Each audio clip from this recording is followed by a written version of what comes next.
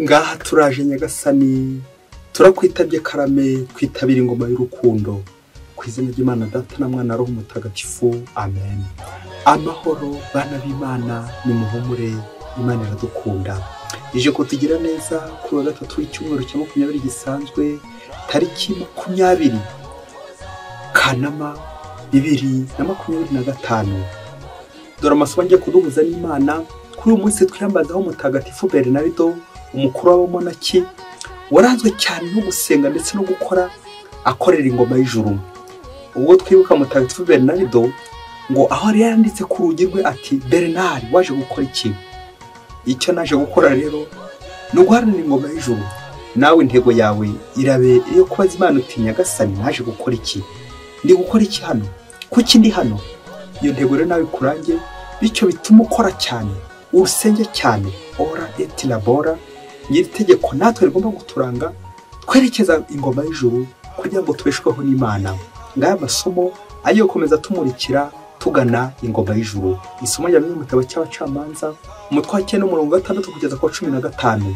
Muri iyo minsi abanyacyubahiro bisikemu n'abi Betimelo bose barakorana bagisikemu munsi y'igiti cy'umushishi iruhande rw'ibuye rishinze bukingi ryari rihari, maze bimika Abimeleki abo mwami. Nuko bamenyesha Yotamu ibyabaye, ahera ko ajya mu mpinga y'umusozi wa Garizimu, arangurura ijwi maze arababwira ati nimunyumve bantu bisikemu namwe kandi Imana ibumve. Umunsi umwe ibiti byafashe inzira bijya kwimika uzabibera umwami. Bibwira igiti cy'umuzeti biti tubera umwami. Umuzeti urasubiza uti ndeke gutanga amavuta yanjye ahesha icyubahiro Imana n'abantu ngo ngiye kwinaniza ntegeka ibindi biti. Ibiti bibwira umutini biti ngwino tubera umwami. Umutini urasubiza uti ndeke gutanga uburyohe bwanjye n'imbuto zanjye nziza ngo ngiye kwinaniza ntegeka ibindi biti. Noneho ibiti bibwira umuzabibu biti ngwino tubera umwami. Umuzabibu urasubiza uti ndeke gutangira divayi yanjye ishimisha Imana n'abantu ngo ngiye kwinaniza ntegeka ibindi biti. Nuko ibiti byose bibwira igihuru cy'amahwa biti ngwino tubera umwami. Ariko igihuru cy'amahwa kirabibwira kiti niba koko munyimitse mubishaka kugira ngo mbabere umwami nimuze mwugame mu gishuju cyanjye. Ariko niyo bitabaye ibyo umuriro uzasohoka mu gihuru cy'amahwa maze utsembe amasederi yose ya Libani. Iyo ni ijambo ry'Imana. Zaburi ya 21. Uhoraho umwami wacu anejejwe n'ububasha bwawe. Uhoraho umwami wacu anejejwe n'ububasha bwawe, mbega ngo arishimira ubuvunyi bwawe. Wamuhaye icyo umutima we wifuzaga, ntiwamwima icyo isengesho rye ryasabaga. Kuko wamusanganije imigisha n'ihirwe, maze ukamwambika ikamba rya zahabu inoze. Ubugingo yagusabaga warabumuhaye, umuha kuzaramba ubuziraherezo. Ubuvunyi bwawe bwamuhesheje ikuzo, umwungikanyaho icyubahiro n'ishema. Wamugize ruhabwa migisha iteka ryose, iruhande rwawe ahabonera ibyishimo. Uhoraho umwami wacu anejejwe n'ububasha bwawe. Nyagasani Yezu nabane namwe. Amagambo y'Ivanjili Ntagatifu ko yanditswe na Matayo umutwe wa 20:1 kugeza ku 16. Muri icyo gihe Yezu abacira uyu mugani ati ingoma y'ijuru imeze nka nyiri umurima wazindutse mu museke kugira ngo arare cyamukorera mu mizabibu. Amaze gusezerana n'abakozi denari imwe ku munsi, abohereza mu mizabibu ye. Ngo asohoke nko ku isaha ya 3 abona abandi bandagaye ku kibuga. Arababwira ati namwe nimujye mu mizabibu yanjye ndi bubahe igihembo gikwiye. Maze bajyayo. Yongera gusohoka hagana ku isaha ya 6 n'ahagana ku ya 9 abigenza kwa kundi. Yongera kugenda ku isaha ya 11 abona n'abandi bahagaze, arababwira ati niki gituma mwahagaze ahangaha umunsi wose ntacyo mukora? Barasubiza bati nuko ntaho turaritse. Arababwira ati namwe nimujye mu mizabibu yanjye. Ubugorobye umuzabibu abwira umuhingisha ati hamagara abakozi bahe igihembo cyabo uhereye ku baje nyuma uheruke abaje mbere. Nuko rero abo ku isaha ya 11 baraza, maze buri muntu ahabwa idenari. Abambere baza batekereza ko bari burengerezweho, nabo ariko buri muntu ahabwa idenari imwe. Bayakira binubira nyiri umurima bati abaje nyuma bakoze isaha imwe gusa, ubagiriye nkatwe twahanganye n'umunsi wose n'izuba. We rero asubiza umwe muri bo ati mugenzi wanjye ntacyo nkurenganyijeho, si idenari imwe twasezeranye? fata ikiri cyawe maze wigendere. Ngiye nshatse guha uwaje nyuma y'icyo nguhaye. Sinshobora se kugenza uko nshaka mu byanjye, cyangwa se undebye nabi kuko ngeze neza. Nk'uko abanyuma bazaba aba mbere n'abambere bakazaba abanyuma. Iyo ni ivanjiri ntagatifu. Nguko abambere bazaba abanyuma n'abanyuma bakazaba abambere. Bayoboke b'Imana nimugire amahoro. Nyagasani tuje imbere ubwiza bwawe, twebwe abana bawe. Turifuza kugenda neza mu nzira zawe. Umugisha abantu bose bari kure yawe. Umugisha abantu bose babuze akazi. Umugisha abantu bose bari muri chômage. Umugisha abantu bose bakoze ikizamini cy'akazi ariko bakaba bategereje ibisubizo. Umugisha abariganya abandi. Ongera usure Nyagasani abantu bose bajye bagusaba akazi. Utange akazi Nyagasani ku babyeyi, ku nshuti, ku bavandimwe, ku bantu bose bariho mu kaga. Bityo twese tubone ifunguro ridutunga buri munsi. Amen. Bayoboke b'Imana nimugire amahoro. Amasomo cyacu dutegura amasomo aryoshye cyane. Ubuzima busanzwe, uko tubaho, uko dukora, uko dukoze nuko dukora. Akenshi dukunze gushyira Imana aho ikibazo. Ati Nyagasani warandenganyije, Nyagasani nkorera bino. Na niyo mpamvu tujye kuzirikana ku ngingo igira iti ubutabera bw'Imana. Ngo tuza kubona ko Imana wayita amazina menshi. Imana yitwa ntirenganya, ntigurirwa, ntihemuka, ntibeshya. Njyewe umuntu ni njyewe ubeshya, ni njyewe uhemuka, ni njyewe utanga ruswa. Nuko narangiza nkabicurira ku Mana iti Imana nayo iri kundenganya. Nagera igihe nasaba Imana ikintu singibone, nuko nkabangira umuntu w'ingata nti Imana yandenganyije, Imana yandenganyije. Nuko ngatana ivumbura. Yamvuga umuhanga igira iti Dieu n'est jamais en retard, Dieu n'est jamais absent. C'est l'homme qui est impatient. Imana nta rimwe itinda, nta rimwe ikerererwa, nta rimwe irenganya. Ahubwo njyewe umuntu ni njye urambirwa, ni njye usinzira, ni njye ukerererwa, ni njye usiba. Nuko ngatangira nkivumbura. Ngaye masomo y'uno munsi harimo ubutabera bw'Imana, ariko harimo n'akarengane k'abantu. Wa muntu uhora avuga ati Imana iri kundenganya, Imana iri kundenganya. Mbega ubukanye buraha. Uko natwe mu Kristo bwacu tutitonze, natwe ntitwatera ibuye abigisha amategeko n'abafarisayi bapinga Yezu, bakivuvata bakivumbura kaho nyine Imana idahari. Muvyeyi kandi cyo kuvuga cyo turongo dutatu. Kwivumbura ni ikimenyetso cya sekibi, ni ikimenyetso cy'ukuri guhakana Imana. Nubona umuntu akivumbura uzavuga uti kakubayeho uri gushaka kwanga Imana, uri gushaka umuhakanye. Kwivumbura none nditahiye. Turaza kubona ko akenshi twivumbuye n'ubasha bwa sekibi uri kudukoresha.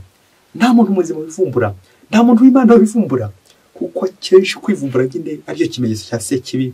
Hivumbura nyine abo bose bivumbitse, abo bose inshuti za sekibi, ab'Imana bariyoroshya. Tukakira ugushaka kw'Imana, ubutabera bw'Imana, kuko uhoraho ni ubutabera bwacu. Ingingo 3 zijya guturanga kugira ngo tubone ubutabera bw'Imana. Ingingo ya mbere iraza kwitwa igisobanuro cy'ubutabera. Igisobanuro cy'ubutabera ni uguha umuntu icyo umugomba nawe akaguha icyo akugomba. Twasezeranye iki. Ubwo niturangiza amasezerano kugira ngo tuyubahirize, nzaguha kiriya nawe umpe kiriya. Ngaba abakozi basezeranye na nyir'umurima idenari imwe. Byumvikane nibarangiza gukora arabaha idenari imwe kuko icyo bari basezeranye. Rero uwibwira ko yarengerezwaho, ubu ngubu nyine nta butabera burimo. Iyo kandi bavuze ubutabera bwano ku isi, nicyo gisobanuro cyabwo. Ariko Imana yo iturengerezaho, kuko Imana yo ntabwo iduha gusa icyo twasezeranye nayo, kuko akenshi burya Imana ntimugura ngo niyo muguzi iraguhenda. Ahubwo Imana yo iduha igikwiye. Irakureba nanjye kandeba, ikabona ko nkwiye kiriya, ikabona ko nkwiye na kino. Nuko yo nyine ubwayo akariza kukomanga iti ngwino tugende, ngwino nawe ujya muri zabibu wanjye, ngwino. Bityo akaneza kumenya ikigukwiye, igihembo kigukwiye. Ngo ubutabera bw'Imana ntabwo Imana iduha gusa icyo twayisabye cyangwa icyo twasezeranye gusa, ahubwo inaturengerezaho igihembo gikwiye. Ingingo ya kabiri iraza kwitwa umuhamagaro. Ingingo irerekeza uburyo Nyagasani dukunda. Umuhamagaro. Ese Nyagasani guhamagarira iki? Isomo rya mbere twumvise uburyo Nyagasani anyura impande zose, agatora umwami, akanyura impande zose ibyiciro byose kugira ngo atore, ahamagare. Guhamagara Imana inyura hose. Naribyo twumvise mu ivanjiri n'umunsi, ivanjiri bakunze kwita ivanjiri umuzabibu, nyir'umurima abakozi bo ku isaha ya 11 abandi nyine ba nyuma bazaba ba mbere. Ivanjiri yerekeza ibyiciro byose Nyagasani akoresha guhera saa 11 bishatse kuvuga mu museke kuza kugera ku yindi saa 11 z'umugoroba.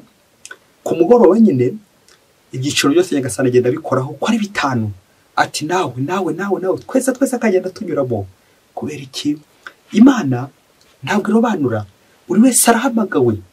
Gusa nubwo duhamagawe twese, hari abagera mu nzira bagacika intege, bakivumbura, bakijujuta, bagahita bisubirirayo. Abo wasanga urimo. Ese ujya ushikama kugera ku ndunduro?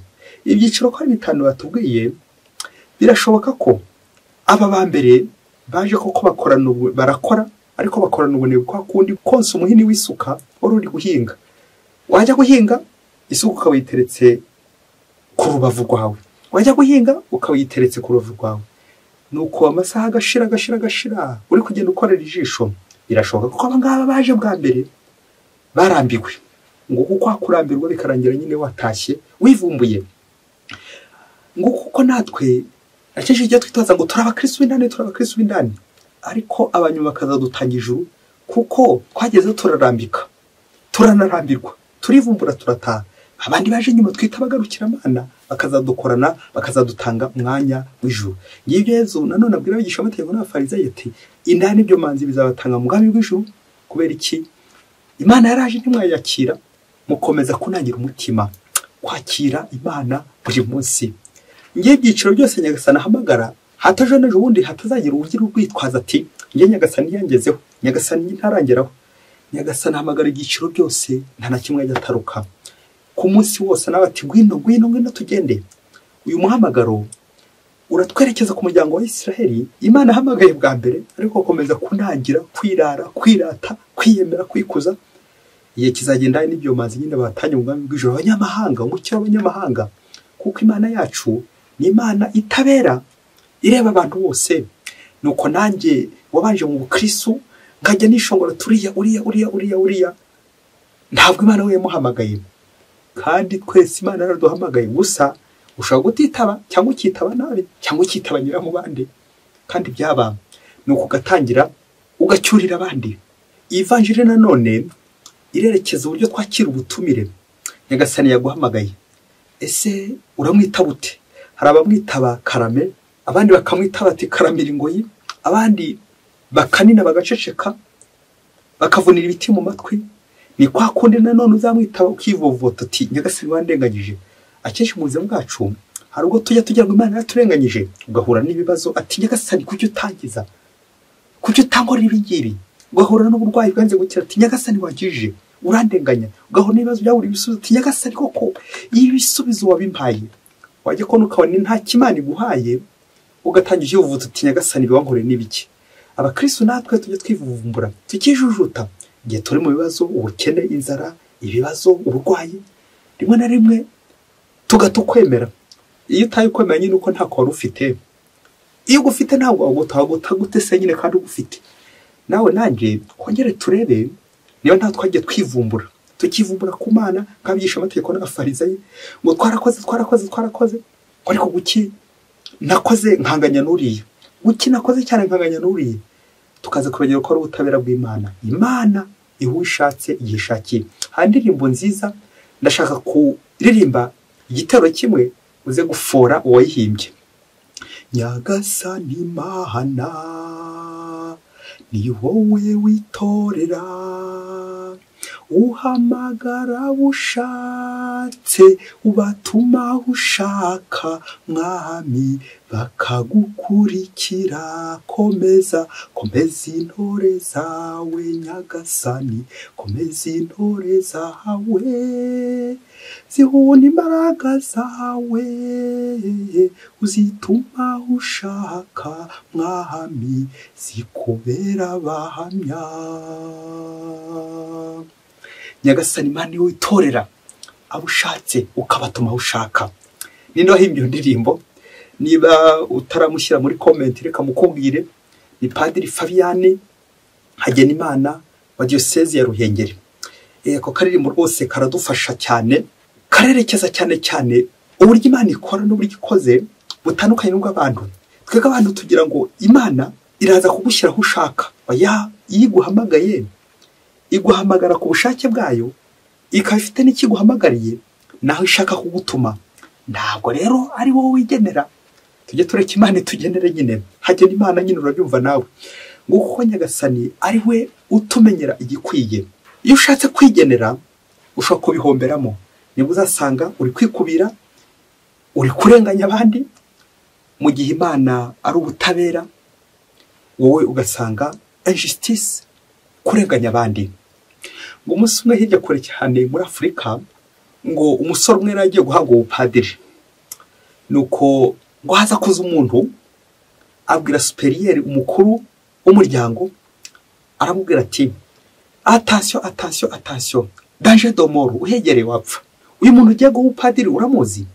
Ndakubwiza ukuri ntashobotse, ntabyo azashobora, ntabikwiye rwose, sigaho ndimumuhe. Nuko superieri ngo musubiza amagambo yoroheje ati, n'ubundi formule interuro bavuga iyo bari guhabwa ubupadiri, n'ubundi ubwayo irisobanuye, iragira iti ntawe ubikwiye. Kandi hari n'ibindi tuvuga ngo Nyagasani ntatora abashoboye gusa, ahubwo abatoye arabashoboza. Nuko umuntu amaze kumva izo ntoro za superieri aragenda. Wa undi wa musore yaje kuba padiri. Igihe kigeze, wa musore amushinga inshingano zishyushye, bamuha gucunga umutungo w'ikigega cyose cyari kiri hafi aho ngaho, bishoboke ko ari nka diyoseze. Nuko wa muntu n'ubundi wari waje kumunyonga ibwami, wari waje kumurega kwa superieri cya gihe, aburira superieri ati ntamuhe ubupadiri, arongera aragaruka ati koko uyu muntu muri gushaka gushinga ino mirimo ikomeye cyane yo gucunga umutungo w'ikigega, umunyakigega mukuru, muri kubeshya kiriya n'igisambo, twariganya n'igisambo, kikayakirwa kinyeba kikiba n'abandi. None iyo mugiye gushinga umutungo azabayogoza byose birangize, ntimuzamenya n'irengero ryabyo. Nuko superieri ngo aramusubiza ati niko nta ntungane iri ku isi, n'ubundi twese tuba turi abanyabyaha. Uramutse ugiye gushaka intungane, nta n'umwe waha inshingano. Ntabwo Imana itora gusa abatunganye, ahubwo abitoye iranabatunganya. Rero uriya kuba agiye kuba ekonome, agiye gushinga umutungo umunyakigega, ntabwo ari uko atunganye, ahubwo ni ukugira ngo izi nshingano y'imirimo izagenda imutunganya buhoro buhoro. Naho undi Imana igiye kureba intungane ngo nizijye gushinga ibintu, ntazo yabona. Nuko wa muntu nanone ari kubura arataha, atahana icyo gisubizo. Ikindi gihe cyaje kugira wa ekonome, bishoboke ko yitwaye neza mu nshingano, avuguruza wandi wari uje kumurega. Nuko ikindi gihe baza kumuteresha agatambwe, intambwe ndende, ntawe ushaka kuyivugira ahangaha nonaha. Nuko wa muntu nanone arabyumva ko intambwe igiye guterwa, maze yongera arabisha. Nuko yongera kuza kwa superieri, aje kumuburira ati koko uyu muntu twariganye ari umuswa w'indani, uyu muntu twariganye ari igisambo, uyu muntu twariganye ari umusobanurira, uyu muntu twariganye murusha ubwenge, none koko muramunutishije, none koko mumuhaye inshingano zirenze zikomeye cyane kundusha, kandi ari njye musobanuraga, ari njye wabonaga amanota ya mbere, ninjye wize amashuri akomeye cyane kumurusha, none niwe muntu utishije mumuhaye inshingano isumbye izanjye, njye ntacyo mumpaye. Koko muransebeje, uyu agiye kujya nkandagira, mwamuretse koko ko agiye kujya nkandagira, kandi twari twarasezeranye ko nazima njyewe nzimuka. Ubu rero nta kindi gikurikiyeho, niyo umuntu utishije mukamuha inshingano zirenze, mukamuteza intambwe ndende, yajya nkandagira, azima njye nzimuke. Nuko akimara kuvuga ibyo yahise agendera ko ahita avamo, na n'ubu ntaragaruka, ahita avamo. Bayoboke b'Imana, Yezu Kristo akuzwe. Tukomeje gusuhuza abantu bose bagiye baviramo imbere, abantu benshi bagiye babihirwa bakaviramo imbere, abandi bivovota bitotomba, ati uyu nguyu arakize kundusha we, uyu nguyu yarazamutse mu ntera we, uyu nguyu yarakize we, twariganye murusha, ariyo musobanurira, none koko arandushije. Turabasuje abanyeshyari mwese, turabasuje mukomere cyane. Bayoboke b'Imana, Yezu Kristo akuzwe. Nguko Nyagasani natwe atureba, aturerwa mu ndorerwamo, buri wese ashaka kumugira neza. Ariko njyewe hari igihe ntanyurwa n'igihembo cya mugenzi wanjye. Ati bamuhembye biriya, ubwo nanjye bandegerejeho kuko ninjye mukuru, ubwo nanjye bagomba kundegerezaho kuko ari njyewe shefu, ni njye wize bikomeye cyane, ni njye ufite dogutora, ni njyewe. Ukaza gusanga uhunitse amadogutora menshi ariko uhunitse n'amashyari menshi, uri umunyeshyari, uri ingambanyi, uri kareganyi, n'ubundi bwoko bwose bw'ingeso mbi bwakwirunzeho, aho kugira ngo ugire ubwenge bugufashe kwegera Imana. Ngabigisha amategeko n'abafarisayo n'abantu bari barize cyane ndetse niba bafite ubuyoboke ku Mana ariko babuze umutima nama ryajwe ry'imbere rikubwira riti ibi ngiye ugiye gukora ntabwo ari byo, gendera mu rugo mwiza w'Imana. Science sans conscience n'est que ruine de l'âme.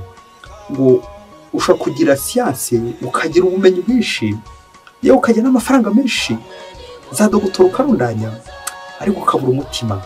Wa mutima ukwerekeza ku butabera bw'Imana, wa mutima ugufasha kugira ngo uhe mugenzi wawe agaciro, umenye uburenganzira bwa mugenzi wawe bwawe butangira aho bwawe burangirira, icyo nawe ugende neza mu nzira z'Imana.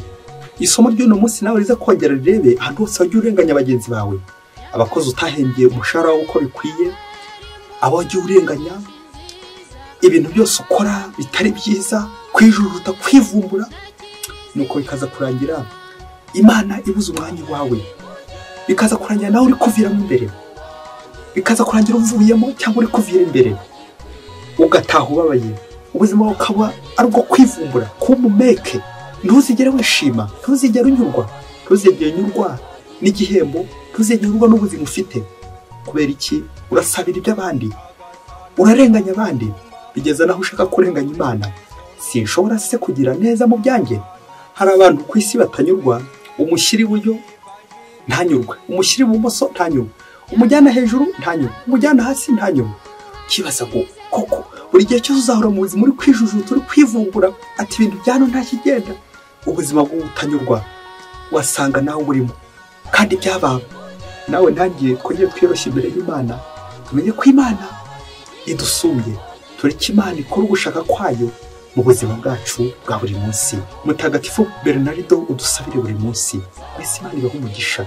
Imana Data na Mwana na Roho Mutagatifu, amen. Padiri Musumbuko Ladislas wa Diyosezi ya Cyangugu.